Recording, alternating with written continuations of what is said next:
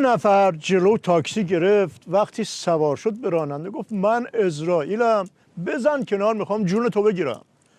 راننده گفت ول معطلی بابا، هر کی میخوای باش، سوار شدی باز کرایه بدی.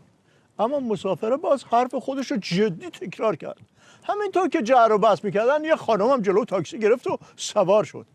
راننده به خانم گفت خانم شما قضاوت کن، این آقا میگه من اسرائیلم میخوام جون تو بگیرم. خانم با تعجب گفت کدوم آقا غیر از من و شما که اینجا کسی نیست. راننده هول کرد و زد رو ترمز، پیاده شد و الفرار. و اون خانم و آقا با خیال راحت ماشین رو برداشتن و رفتن. ناکس همه میدونن که نظام وضعیتش جوری که اون راننده تاکسی هم بیشتر هول کرده. تو اگه خبر نداری هر روزی که میگذره قد یه عمر برای نظام بدبخت بیچاره. مقام عظما روزی 1000 جور پشتک میزنه از ترس اونایی که دارن میان کله پاش کنن. ولی تو بحثش اینجا درس بگیر، نمیخواد صحبت کنی چون خیلی زایه. اصلا اینجا وانستا برو سر سوالات ببینم چه کار میکنی. قهوه تلخ تو هم از گریه غم انگیزترم بابا ناز نفست کارت از گریه گذاشتم از به آن میخندی. ناز نفست ولی زایه کردی حاجی روحانی رو که تو ناکس. آیه دکتر همه میگن سفر نیویورکش افتضاح شد، ولی خودش میگه دخل آمریکا رو آورده. مرحوم عبوی همیشه میفرمودن بزن بهادر، عرض میکردم بله میفرمودن خالی بندو که عقرب نیش بزنه میگه آبروریزیه بگم با نیش عقرب مرد، رو سنگ قبرم بنویسین مار پیتون خوردش.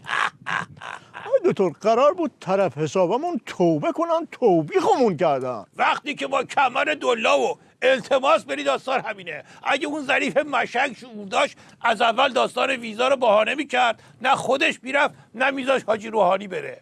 بعدش هم که رفتن باز اگه یکیشون عقل درست حسابی داشت دست اون کره میگرفت کشون برمیگردون تهران که 1 ساعت هم شده زودتر از زیر اون منگنه بیان بیرون.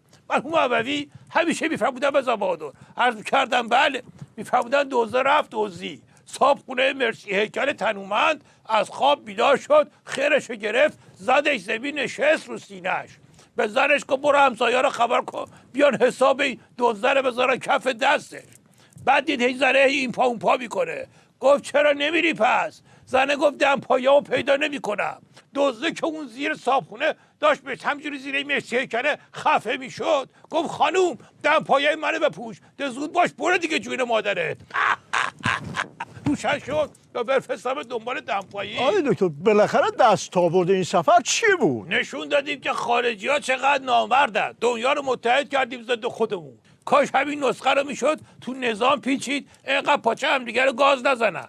اروپایی‌ها که قرار بود واسطه ما باشن ستایی بیانیه دادن زدن تو ملاج عظمای بدبخت بیچاره. بعدم داستان آرامکو اومد رو میز، بعدش هم که زدیم زیرش اون کنفرانس مطبوعاتی سوزاننده برگزار شد، همه چیمونو مو به مو گفتن. آیه زبون به ده بگی دیگه تو هم همه فهمیدن که آیه دکتر مگه مونده کسی که نفهمیده باشه؟ صف تظاهراتشون از کل منطقه‌ای که حاجی روحانی حق داشت توش تردد کنه بزرگتر بود. ولی بحث رو عوض میکنم آیه دکتر، این سبزعلی رضایی کاندیدای مادام العمر همه انتخابات بله گفت طرح داشتیم برای دزدیدن ترامپ، اینو گفت و بدا گفت، بعد جوری ریختن سرمون. بعدم گفت اشکال ترجمه بوده. یه مشنگی یه سنگی میندازه تو چاه خودشو 40 تا عاقل دیگه نمیتونن درش بیارن که. باز به خاطر افه مزخرفش نظام افتاد تو دردسر. بلا نسبت خودتو مهمون محترمت خرم یه روزی از ارزدن خسته میشه. من نمیدونم این جنس فکش از چیه، جنس مغزش از چیه. ولی آی دکتر این یه دستاورد بزرگ بود. جواب اونایی بود که میگن حرفای ما رو هیچکی گوش نمیکنه. بالاخره یکی این حرفو شنیده که اینطوری زده تو پوزمون. به این میگن دکترین سبزعلی. عکس آدم بره تو روزنامه حالا میخواد صفحه حوادث باشه به عنوان جسد ناشناس. آی دکتر یعنی برامون بد شد؟ تقصیر تو نیست که نمیفهمی، تقصیر منه که توقع دارم بفهمی. آی دکتر من از کلمات ناخوشایند شما گزیده نمیشم. حرف مهم نیست، عمل مهمه. درسته که شما هیچ وقت به زبان نیوردین که به من احترام میذارین، بلکه تو عمل هم ثابت نکردین. حالا بگذاریم حاجی روحانی به مقام عظما گفته بود توی نیویورک با اروپایی‌ها گل میگیم و گل میشنفیم. خبرگزاری هم که عکس قهقهش رو پخش کردن، حیوانکی عظما کلی خوشحال شد. بعد گندش در اومد که طرف داشته هرچی از دهنش در می اومده به نظام میگفته، فاش میداده. حاجی روحانی هم بعد 40 سال تو نظام که مسئول بوده 40 گرم غیرت نداشت، اون فاش میداد این نیششو باز میکرد. آره، اول عضوای بدبخت بیچاره رو ذوق کرد، بعد کوبیدش زمین. مرحوم بابوی همیشه میفرمودن بزن بهادر، عرض میکردم بله، میفرمودن که پسر عوضی بازی در آورد، ننش از خونهشون بیرونش کرد. بعد یه ساعت زنگ زد گفت مامان میدونی الان کجا؟ مادره گفت کجا ول میگردی خبر مرگت؟ پسر گفت اون طلا فروشیه تو بولوار یادته که از یه جفت ارنگوش خیلی خوشت اومده بود؟ مادره گفت آره پسر عزیزم، آره جون دلم، آره گلم. پسر گفت خب من 2 مغازه بالاترش دارم قلیون میکشم. آیه دکتر، چرا یه بار این بحثا رو برای سبزلی مشنگ نمی‌کنین که یه دسته گل به آب نده؟ قربه برم، بحث کردن با آدم مشنگ خودش یه جور مشنگ بازیه. مرحوم ابوی همیشه میفرمودن بزن بهادر، عرض میکردم بله، میفرمودن تو جنگل الاغه گفت رنگ علف قرمزه، گرگ گفت نه خیر سبزه. دعوا شد، بردنشون پیش شیر سلطان جنگل. ماجرا رو که گفتن، شیر گفت گرگو زندانی کنی. گرگه گفت بابا مگه علف سبز نیست؟ شیره گفت سبزه، ولی جرم تو بحث کردن با الاغه.